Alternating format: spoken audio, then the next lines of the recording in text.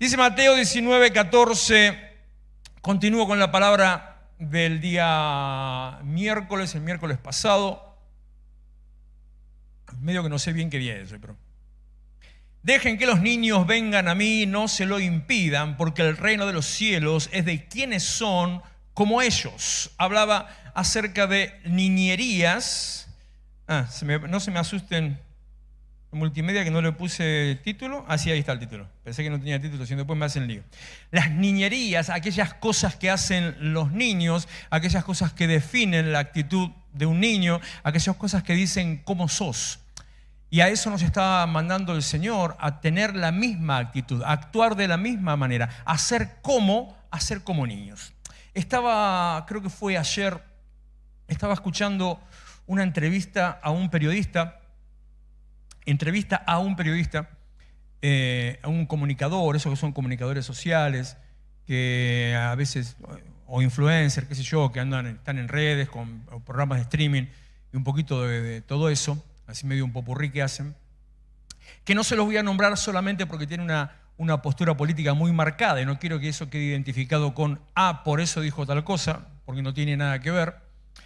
Lo que sí le digo que es un fulano que es por decir así, un militante antifeminista en cierta manera y anti-Agenda 2030. ¿Escuchó hablar de la Agenda 2030? Sí, supongo que sí, ¿no?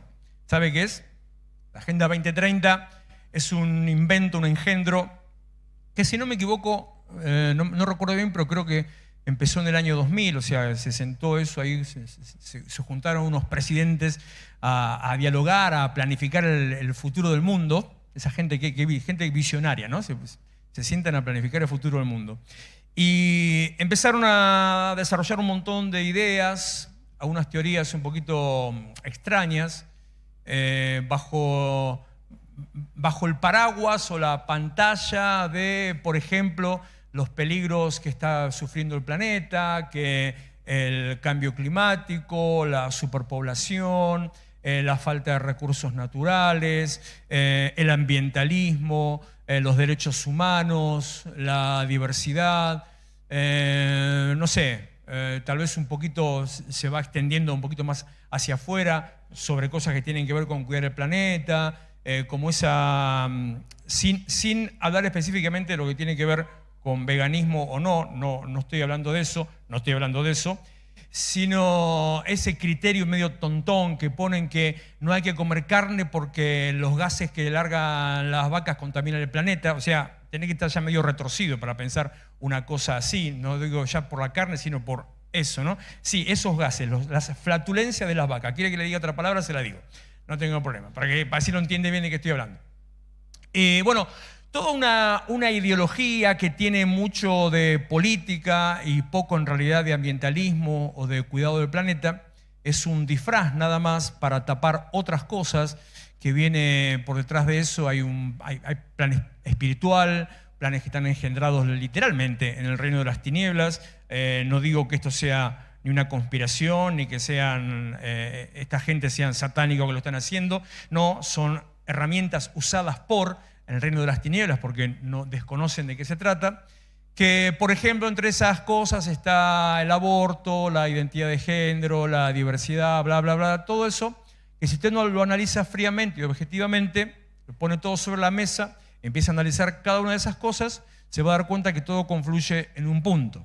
Todo lleva a la disminución de la población, o sea, evitar los nacimientos, menor natalidad, un control de las masas a través de distintos medios que se genera una manipulación que controla a la gente. En medio del control de las masas, romper dos columnas básicas de la sociedad que fueron instituidas por el Señor. Uno, la autoridad familiar. Dos, el concepto familia. Rompiendo eso se rompe todo lo demás. Yo muchas veces lo dije esto, que recuerdo en qué año fue, a ver, déjenme hacer un poquito de cuentas, tiene que haber sido ya por el año 1980, el 50% de ustedes no habrán nacido para ese entonces, ¿no? ¿Cuánto estamos? 80, 45, hace 45 años, el 60% de ustedes no nació para esa época. En 1980 yo estaba en segundo año del secundario, tenía fue en el 79, en primer año, había una materia que ya no existe más, que se llamaba en aquel momento Formación Cívica y Moral. Después fue cambiando, le fueron cambiando el nombre, no sé ahora en qué terminó eso. Y el concepto básico de esa materia, cómo nos divertíamos en esa materia, era un chanta, el profesor, usted no se imagina lo que era. El tipo no hacía nada, nada, de nada, de nada. Entraba al aula, decía, ¿de qué quieren hablar? Y así alguno tiraba alguna pavada y estábamos toda la hora hablando la pavada que el tipo, que alguno había dicho y nada más que eso. Eso era toda la materia. Pero cuando de vez en cuando tiraba algún concepto, capaz que por eso me quedé ese solo, decía esta expresión, que la célula básica de la sociedad, la célula que forma la sociedad es la familia. Todo depende de la familia, del núcleo familiar se desprende la sociedad. Entonces, si usted quiere destruir a la sociedad, lo que tiene que hacer es destruir a la familia. Si destruye la familia, chau, sociedad. Lo que hace, o sea, no es que desaparece la sociedad. Repito, piénselo objetivamente, mírenlo todo como si fuera un paneo general desde arriba. Romper la familia significa individualismo. Ya cada uno mira por sí mismo, ya no hay un concepto grupal de familia, sino solamente individual. Y cuando todos actuamos en forma individual, se terminó la sociedad y empezamos a matarnos unos a otros. Todo eso es Agenda 2030. ¿Con qué fin? Le repito, ya se lo dije, control social, manipulación y a que no sabe para qué todo eso. Para preparar el ambiente para el gobierno o el dominio del anticristo. Es raro que me ponga medio apologético en esos temas, porque normalmente no hablo de esos temas, pero es algo real que pasa y que está pasando. Como ya estamos casi en el 2030, ahora la quieren prorrogar a 20 años más. La idea, y ya termino con esto, la idea es hacer que en todos los países se apliquen todas estas políticas para controlar al mundo de una misma dirección. El fulano en definitiva, de quien estoy hablando, de este periodista, es un hombre que se define como cristiano. O sea, si se da la situación de charlar del tema, él dice que es cristiano. Pero al mismo tiempo dice que él es cristiano no tradicional. No es un cristiano nominal. El cristiano nominal es solamente el que una vez fue a la iglesia o está bautizado y listo, ya está. Entonces se dice cristiano y ya está, punto. No practica el cristianismo. Bueno, él dice, no soy cristiano nominal, soy un cristiano no tradicional. Entonces, ¿qué significa un cristiano no tradicional? Que creo en el cristianismo, pero, y ahí es donde dice esto que escuché en esa entrevista, yo creo en el cristianismo, creo en los valores del cristianismo, creo en Dios y en la existencia de un ser superior, creo en los principios morales del cristianismo, creo en lo que enseña, lo que milita, lo que predica el cristianismo, pero dice, yo no creo que Jesús resucitó. Hola. Es como que, no sé, que diga, quiero comer un asado pero no le pongas carne. Ponele, algo así. En cierta manera lo puedo llegar a entender porque, claro, esto ha pasado en otras épocas, incluso algunos personajes de la historia. Apoyan los valores, apoyan los principios, les parecen buenos para la sociedad, les parecen válidos, que son correctos, que hay que tener ese tipo de principios, que son, en definitiva, estar reconociendo que son cosas válidas para la vida, que son cosas que hacen bien, que ser cristiano hace bien. En definitiva, esa es la postura de este fulano. Y entonces empezó un debate con el que le estaba haciendo la entrevista, que no sé quién es, empezó un debate. Y le dice, ¿pero por qué? Si vos crees en esto, ¿por qué no crees? Y dice, viejo, porque los cadáveres no resucitan. Dice así, punto. Y la dejó en claro, terminó el tema ya, para no entrar a discutir, ahí se terminó prácticamente la cuestión. Entonces, eso me dejó a mí algunas enseñanzas. Primeramente, no se coma todo lo que escucha ni todo lo que ve, porque a veces hay muchos que se dicen cristianos, o enseguida los cristianos tenemos un defecto muy grave en ese sentido. Juan Pirulo dice Dios te bendiga, vos decís, ¡es cristiano! Y han pasado tanto así. Miren, yo me acuerdo de Menem. ¿Se acuerda del presidente Menem? No, si son todos jovencitos, ¿qué se van a acordar? Me siento viejo. Ana, vamos a charlar por ahí. ¿Eh? ¿Qué año fue?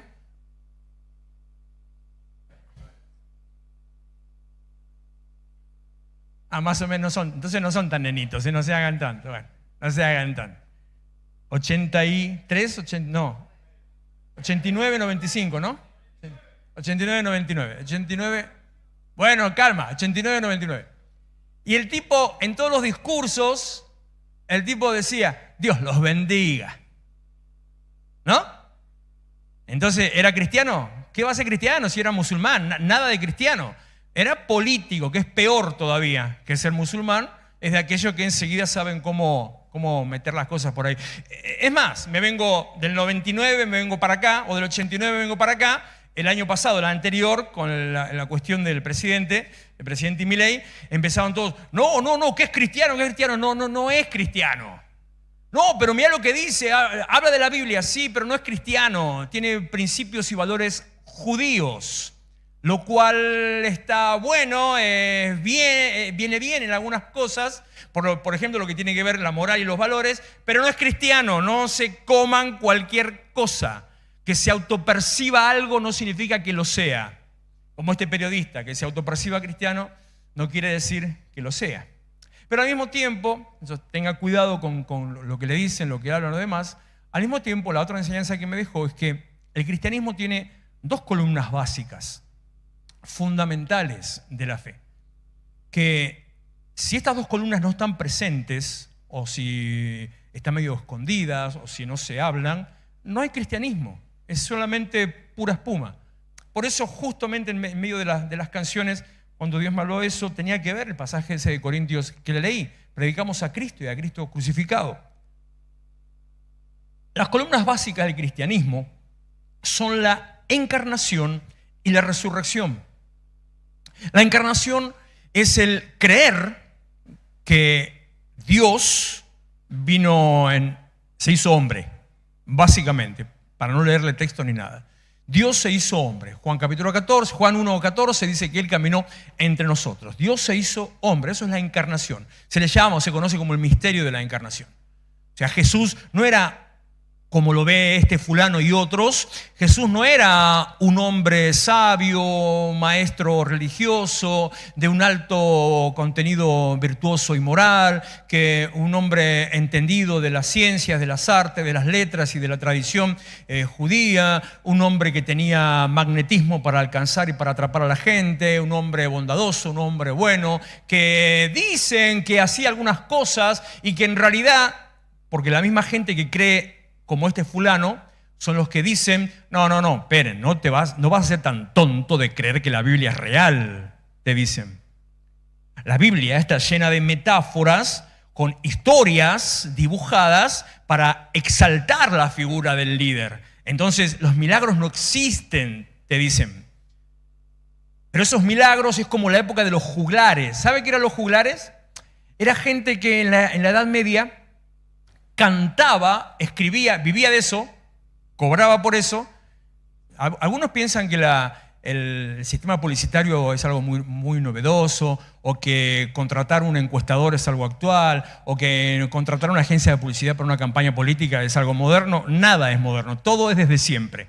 Entonces, qué sé yo, capaz que algún gobernante, alguno de la realeza, alguno que había tenido una victoria militar, alguno que había vencido a alguien o conquistado una ciudad, qué sé yo, le pagaba a alguien para que ese alguien escriba una canción y salía por los pueblos a cantar la canción y a contar las maravillas de fulano. Y de esa manera era el sistema de las redes de la Edad Media. De esa manera, en todos los pueblos y ciudades se iba conociendo la historia de fulanito de tal. Así se viralizaba. El mismo método que hoy, solo que utilizando un tipo que cantaba, tal vez caminando, capaz con una cítara o con una flauta, iba cantando las maravillas. Entonces, no, lo de Jesús son simplemente cosas adornadas para exaltar la figura del líder. Pero era un buen tipo.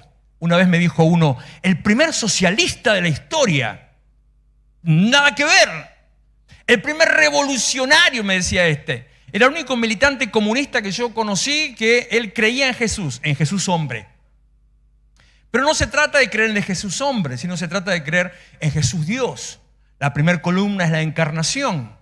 Creer que Dios se hizo hombre y que Jesús no era un hombre común, sino que era el Hijo de Dios, nacido de una manera milagrosa, nacido con la unción del Espíritu Santo que vino sobre él, nacido de manera no humana, nacido sin intervención humana, en forma espiritual y milagrosa, y que entonces es Dios en la tierra.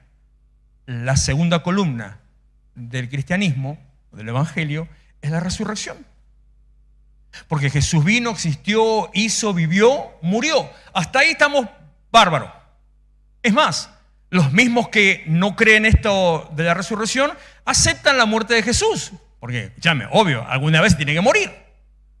Y los relatos de Juan sobre la muerte, aquellos que dicen de las mentiras, de los soldados y todo eso, creen que esos son los válidos. La parte engañosa, la parte mentirosa. Y también que hay mucho adorno alrededor de eso para, otra vez, exaltar, para endiosar al héroe, al líder.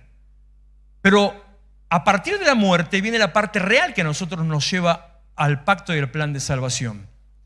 Si Jesús hubiera muerto y punto, ¿qué hace usted acá? Esa es la clave. Si Jesús solo murió como cualquier otro, ¿para qué estamos? ¿Para qué cantamos? ¿Para qué decimos, eres digno de adorar? ¿Para qué? ¿Cómo me gusta esa canción? Es tremendo. Tengo una lista de Spotify, tengo varias listas de Spotify que escucho en distintos días, o a veces incluso orando con Spotify o con YouTube, porque yo soy orador musiquero, y tengo una lista de Spotify donde son todas las distintas versiones que hay de esa canción, nada más. Entonces estoy el tiempo que esté, escucho esa canción. La canta otro, le cambia la letra, porque todo el mundo le cambia la letra. Entonces escucho una versión, escucho otra versión, escucho otra versión. Cuando Gerson arrancó, yo estaba a ver qué versión va a cantar, para ver cómo tenía que seguir. Si Jesús no resucitó, ¿a quién adoramos? ¿Para qué lo adoramos? ¿A quién levantamos las manos? ¿Para qué estamos?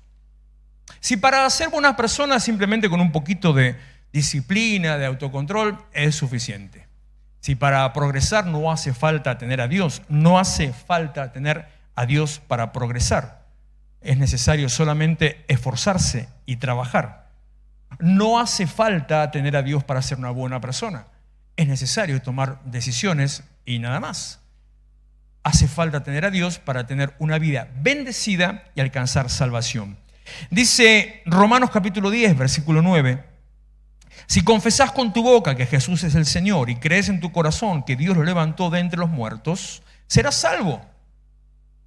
Si no crees que Él resucitó, no hay salvación. Si no crees que Él es Hijo de Dios, enviado por Dios, nacido de Dios, Dios, que resucitó, no hay salvación. Y sobre lo que le acabo de decir, 1 Corintios capítulo 15, verso 14, y si Cristo no ha resucitado, nuestra predicación no sirve para nada, como tampoco la fe de ustedes. Aún más resultaríamos falsos testigos de Dios por haber testificado que Dios resucitó a Cristo, lo cual no habría sucedido si en verdad los muertos no resucitan. Porque si los muertos no resucitan, tampoco Cristo ha resucitado. Y si Cristo no ha resucitado, la fe de ustedes es ilusoria y todavía están en sus pecados. En este caso, también están perdidos los que murieron en Cristo. O sea, si Jesús no resucitó, ¿para qué estamos? Simplemente perdiendo tiempo y nada más. El cristianismo se basa en la experiencia o en las dos experiencias de fe que son la encarnación y la resurrección. Ahora yo pregunto, ¿cómo podemos demostrar esto? ¿Qué manera tiene usted para demostrar a otro o a sí mismo que Jesús era Dios encarnado y que Jesús resucitó de la muerte? ¿Dónde puede chequearlo? ¿Cómo lo puede verificar? Hoy es común para cualquier cosa, enseguida van y miran las cámaras de seguridad. A ver. Mira lo que pasó, ¿Qué cámara de seguridad registró el momento en que fueron las mujeres a ungir el cuerpo y el cuerpo ya no estaba? ¿O qué cámara de seguridad registró el momento en que la piedra se movió, sin moverse, él salió? No hay cámaras de seguridad. ¿Quién estaba ahí anotando si estaban unos soldados solamente que parece que se durmieron? Entonces después por eso fue todo ese tema de la mentira. ¿Quién los vio en el momento de la resurrección? Sí, me va a decir lo que yo predico, que hay un montón, lo que son los 40 días posteriores a la cruz, a la muerte, Hay un montón de personas que lo vieron a Él, que tuvieron un encuentro con Él, que Él se encargó durante 40 días antes de Pentecostés, Él se encargó de mostrarse, de decir, ¡hey, yo resucité! Que se apareció a sus discípulos, que se apareció a los 70, a los 12, a los 500, a los 5000, se apareció por todos lados. Bárbaro, pero ¿y a mí qué me asegura que eso es verdad? Puede ser tranquilamente un verso de Lucas, el que escribió Hechos, y toma, pongamos esto, así queda bien y parece que somos algo poderoso, porque hay power en creer en Cristo. Entonces no importa, ya está. Como Buda, como Mahoma, con todo lo demás, listo, ya está. Pero acá decimos esto va a impactar. Como cuando alguno se pone a hacer un video para viralizar y hace algún bailecito especial, o pone tal música, o dice tal palabra, o hace tal o cual repetición de tren, de desafío. Entonces, así se viraliza. Digamos que resucitó. ¿Cómo lo puede comprobar? Y no se me asuste, que no le estoy diciendo que no resucitó. Lo mismo que una vez, hace muchos años, en la vieja radio JCB cristiana, en la época que yo escuchaba radio cristiana, había uno predicando a la noche, programa tipo 10, 11 de la noche. Había un fulano hablando ahí, enseñando, no sé qué era el tema. Y yo estaba escuchando, o sea que soy testigo de lo que le voy a decir. Y el tipo va y dice, y los soldados le dijeron, si eres el Hijo de Dios, bájate de la cruz. Y el tipo va y dice, y Jesús se bajó de la cruz. En serio estoy diciendo, yo lo escuché. Y Jesús se bajó de la cruz. Yo no sé si tenía un plan detrás de eso o si era pura ignorancia, nada más lo que estaba diciendo. Lo que sí le puedo asegurar que le sacaron el programa, al día siguiente lo echaron de la radio. Eso lo sé también, porque yo tenía relación con el dueño de esa radio en aquel entonces, hace muchos años atrás. Ahora, no, Jesús no se bajó de la cruz, pero ¿cuál es el testimonio? ¿Cómo lo sabe? ¿Cuál es la manera de testificarlo? ¿Cuál es la manera de comprobarlo? ¿Qué documento firmado está? ¿Cómo lo sabe usted? Dijo Jesús, repito, Mateo capítulo 19, verso 14, dejen que los niños vengan a mí, no se lo impidan, porque el reino de los cielos es de quienes son como ellos. ¿Cómo son los niños?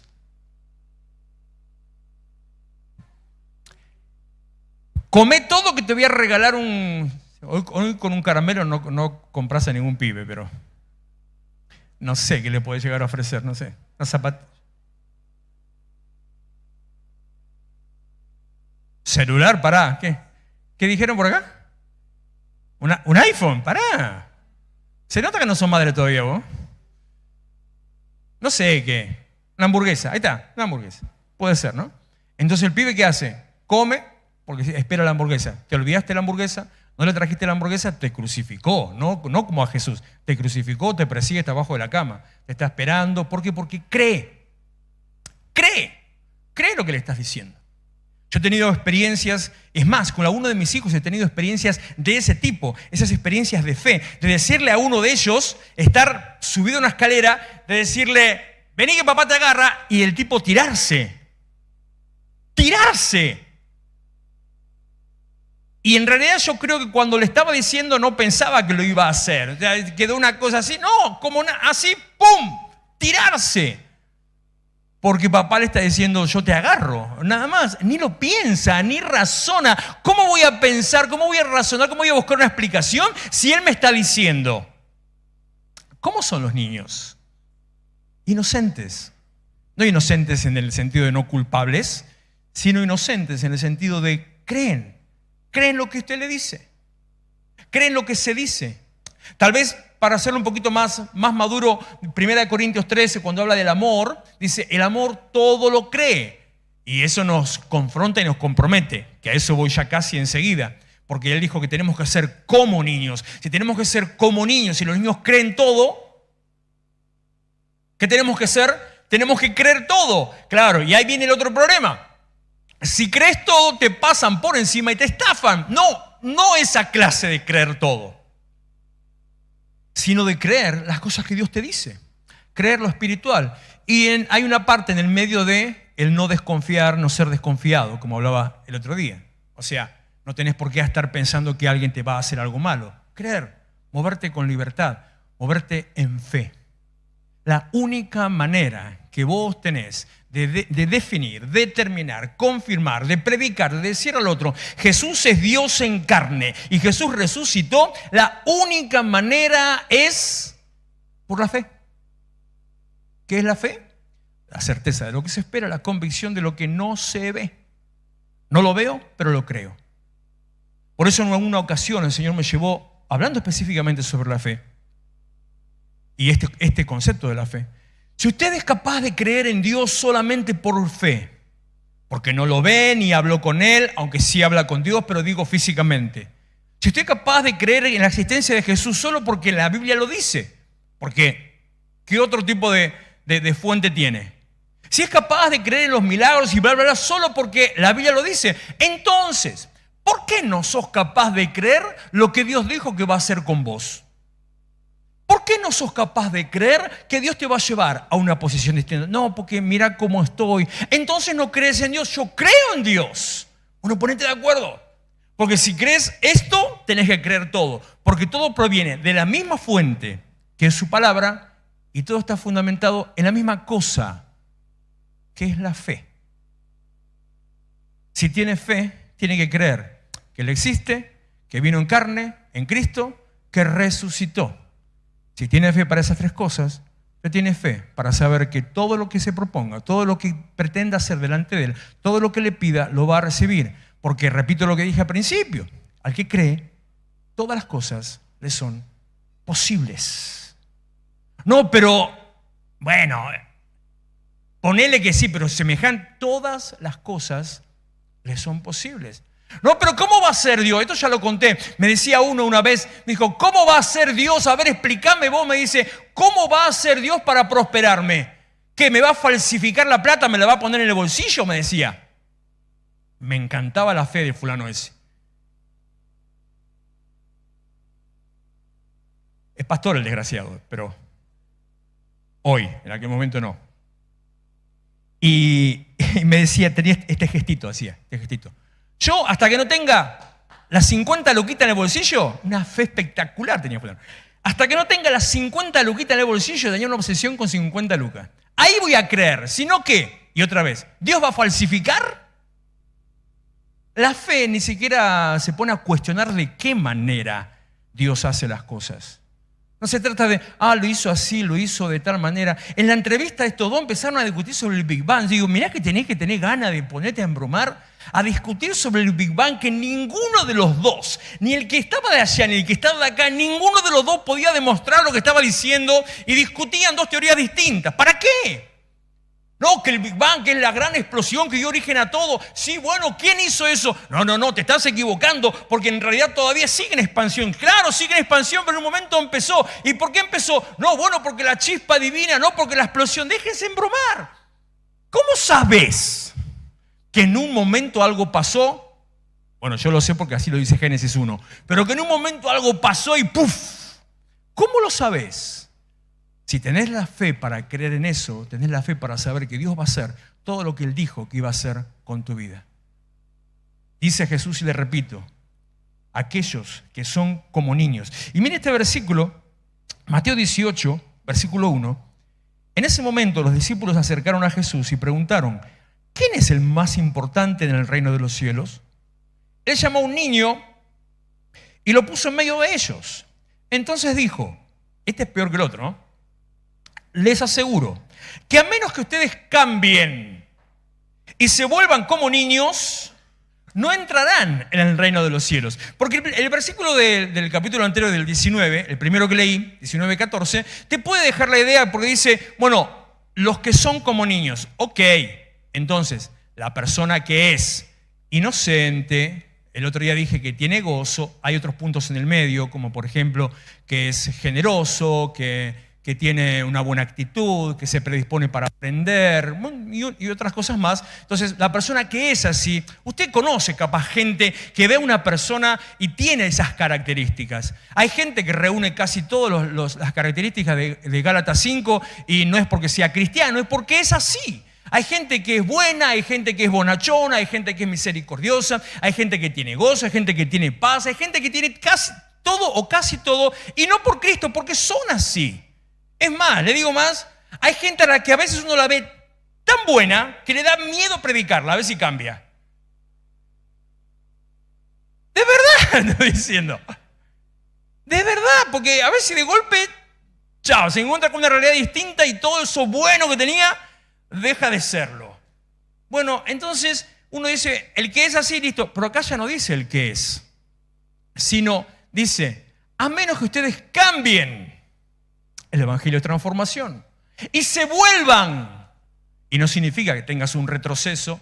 No significa, como le dijo Nicodemo a Jesús, cuando Jesús le dijo, te es necesario nacer de nuevo. Entonces Nicodemo, que ahí lo pintan medio como filosofando, como que él se quedó confundido, como que Nicodemo le hace a Jesús una pregunta así, que no termina de entender lo que le está diciendo, cuando le dice, pero ¿cómo? ¿Acaso he de entrar nuevamente en el vientre de mi madre y volver a nacer? Te lo pintan así. Pero yo no creo que haya sido así, Nicodemo. Y la cara de aquel me dice que tampoco cree que fue así. Sino que para mí Nicodemo fue como Felipe con la multiplicación de los panes. ¿Qué? A ver, acá tenemos 5 panes y 2 peces. ¿Con esto querés alimentar a los 5.000? Para mí Nicodemo le dijo, a ver, que tengo que entrar de vuelta al vientre de mi madre y volver a nacer. Claro, porque la Biblia no tiene entonación y sonido. Habría que ponerle, ¿no? Nos sorprenderíamos de un montón de cosas. Siempre tengo acá, me encantaría meterme en una máquina del tiempo y ver a Jesús en el tono que usaba Mateo 21 cuando llega a la explanada del templo, va a ir a presentar el sacrificio, se encuentra a los campistas y agarra las patadas, a revolear las mesas, y no sé a quién le choreó un látigo, porque no creo que Jesús anduviera con un látigo. Para mí él no usaba látigo, pero sin embargo dice que agarró a los latigazos. O sea, se choreó un látigo y empezó ahí a darle Jesús. Una vez uno me dijo también hace muchos años atrás, antes ya no lo puedo decir así, antes lo decía en chiste, ahora si lo digo parece que lo digo en serio, tengo para escribir un libro con esas cosas. Uno me dijo, bueno, pero, me parece que le estuviera viendo la cara. Bueno, pero no sabemos de qué manera Jesús dijo eso, porque ahí no dice que estaba enojado. Entonces yo siempre lo cargaba a este fulano, le decía, no, sí, claro, sí, dice, oh, amados, permitidme que os latigue un rato, mientras os pateo sus mesas. ¿Cómo haces para patear y latigar sin estar efervesciente? Bueno, para mí lo de Nicodemo fue una cosa así, de la misma manera, en tonos de burla. Pero nacer de nuevo, el ser niño, volverte, no es un retroceso ni entrar en el vientre de tu madre, sino volverte es pararte en tus caminos, el evangelio es transformación, y volver a cómo es un niño, a las cosas que piensa, siente un niño, a la manera en que se comporta un niño. Tenemos con la pastora un testimonio de hace muchísimos años, recién convertidos. O sea, hace 30 y pico años atrás, que estaba mi hijo mayor, 4 o 5 años tendría, no me acuerdo en ese momento. Encima, por ahí, sí, 3 años. Póngale 4 años. Tenía una erupción en todo, no recuerdo si era en todo el cuerpo, en los brazos o en un brazo. Una erupción como si fuera una urticaria, pero todo mal, todo brotado. Y hacía muy poquito que estábamos en la iglesia. Y vino un diácono, porque también nos formamos en la estructura tradicional y religiosa de la iglesia, y vino a orar por él. Entonces, creo que la pastora lo tenía UPA, estábamos ahí los dos junto a él, este hombre empieza a orar, y claro, uno ora, como yo a veces cuento que en esa época yo hacía fuerza para orar, porque me decía, tenés que orar con fe. Yo decía, ¿cómo se hace? Entonces yo hacía fuerza así, cerraba pensando que de esa manera la energía iba más fuerte, no sé, y lo digo porque capaz que a vos te pasa lo mismo en algún momento, son cosas que todos pasamos por ahí. Entonces oramos y nada, pero en ese momento, quiero que visualice esto, terminamos de orar y nada, seguía su erupción completa como estaba, nada, Entonces nosotros nos miramos y nada, y bueno. Pero él dice, ya está, el nene, ya está. Y al rato le desapareció todo. Toda la ilusión que tenía, chefe, nota más. A eso es a lo que se refiere. Es necesario que cambien y que vuelvan y que sean como un niño, capaces de creer. Porque esa capacidad de creer también te permite, también te da la capacidad de recibir revelación. Mateo 11:25, en aquel tiempo Jesús dijo, te alabo, Padre, Señor del cielo y de la tierra, porque habiendo escondido estas cosas de los sabios e instruidos, se las has revelado a los niños. Y ahí no se estaba refiriendo específicamente a los nenes, sino se estaba refiriendo el mismo sentido de lo que él venía hablando, de aquel que tiene humildad, inocencia y fe, que es capaz de creer lo que todo el mundo te dice, nah, es imposible. Estos dos discutían. El periodista cristiano le daba argumentos muy buenos. Hasta me daba ganas de anotarlos, las cosas que le decía. Muy buenos argumentos, con conocimiento teológico, no de palabra. Y el otro decía, no, viejo, los cadáveres no resucitan. Perdón, los cadáveres no se levantan, dice, no vuelven a vivir. Y así terminó la cuestión. Bueno, ser como niño es tener esa disposición, estar dispuesto a creer, aunque todo lo que tengas alrededor te muestra lo contrario. Hay problemas en tu casa, problemas en la economía, tal vez una enfermedad, un tema de salud, un problema laboral, una crisis de lo que sea. Todo te muestra una condición y una situación. Es real, lo estás palpando, es real lo que estás viviendo. El problema es real, si es un tema de salud, es real, lo estás viendo. Si hay un conflicto, una discusión, una pelea, una separación, es real, la estás viviendo. Si hay un problema con los hijos o en el trabajo, es real, te rajaron, o sea, no es fantasía, es real. Entonces, contra todo eso real, puedes decir, no, sí, está todo muy lindo, pero lo que yo estoy viviendo es real. Bueno, la fe es la que hace que las cosas que no son sean. La fe es la que hace que lo que parece imposible se haga real. Porque lo espiritual es la cuna y es la fuente de lo material. Lo espiritual es lo que hace que lo material se haga.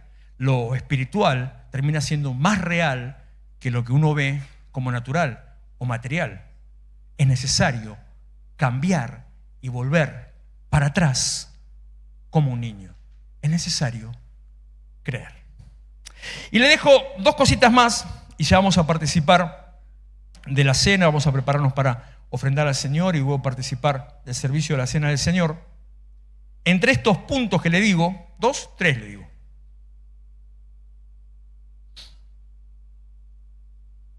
Santiago capítulo 1, versículo 5. Si a alguno de ustedes le falta sabiduría, pídasela a Dios y Él se la dará. Pues Dios da a todo generosamente sin menospreciar a nadie. Proverbios 1:22.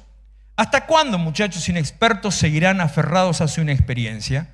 ¿Hasta cuándo ustedes los insolentes se complacerán en su insolencia? ¿Hasta cuándo ustedes los necios aborrecerán el conocimiento?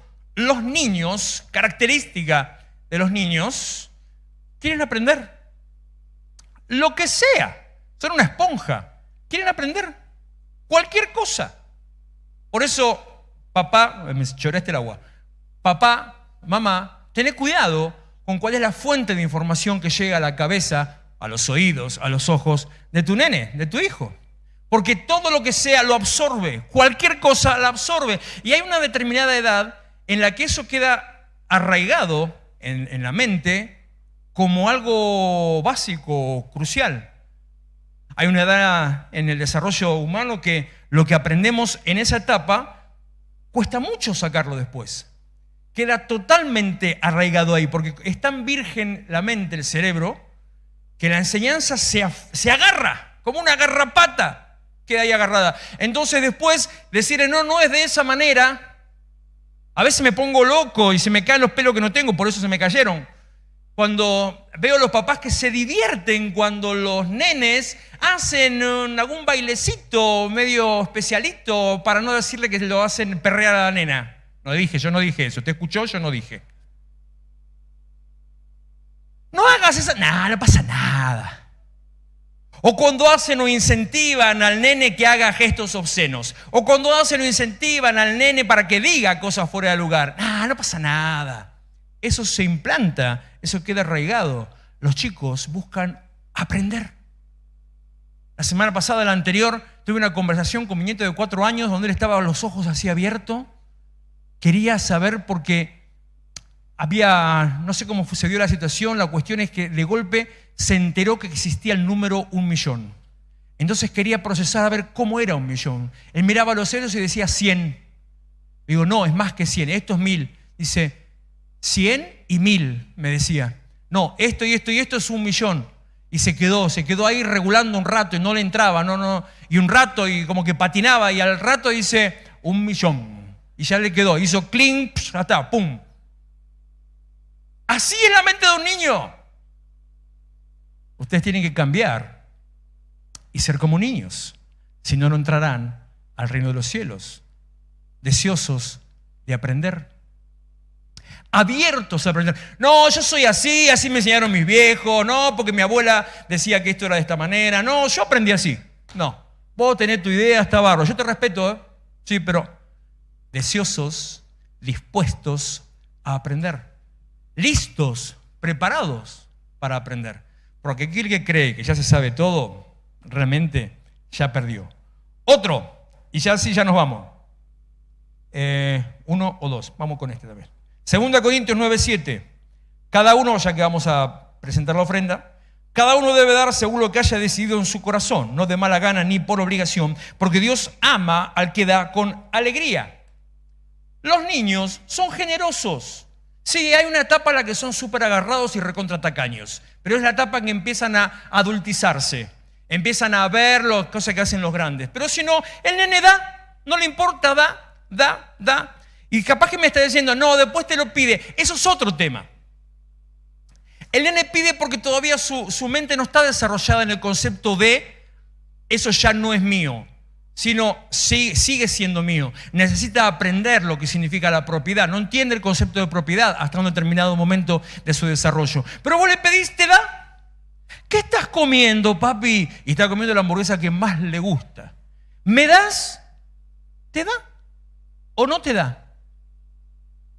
Del mismo modo, es necesario que usted cambie y sea como niño, dispuesto a dar. Lo que tiene, lo que le gusta, su tiempo, su servicio. Darle a Dios de su dinero, dar. Porque es más bienaventurado dar que recibir. Y cuando aprende el secreto del dar, se le abre una ventana, una autopista a la bendición que nadie se la puede cerrar. Lo último, y termino ahora sí, de verdad, Colosenses capítulo 3, versículo 13. Yo no soy de esos que dicen 5 minutos más, porque después me escrachan en los videos, me hacen un montón de cosas. Cuando el pastor dice 5 minutos más, no, entonces yo no digo y listo. Colosenses 3:13, de modo que se toleren unos a otros y se perdonen si tiene queja alguno contra otro. El evangelio es una confrontación constante. Tolerarse unos a otros, perdonarse unos a otros, y me gusta el condicional, si tiene queja, o sea, cuando tenga queja contra otro, porque te lo dice de la misma manera que dice, en el mundo tendrán una aflicción, pero confíen, yo vencí. Bueno, si tenés queja, perdona y tolera. Así como el Señor los perdonó, perdonen también ustedes. No, pero mira lo que me dice. ¿Por qué siempre tengo que ser yo?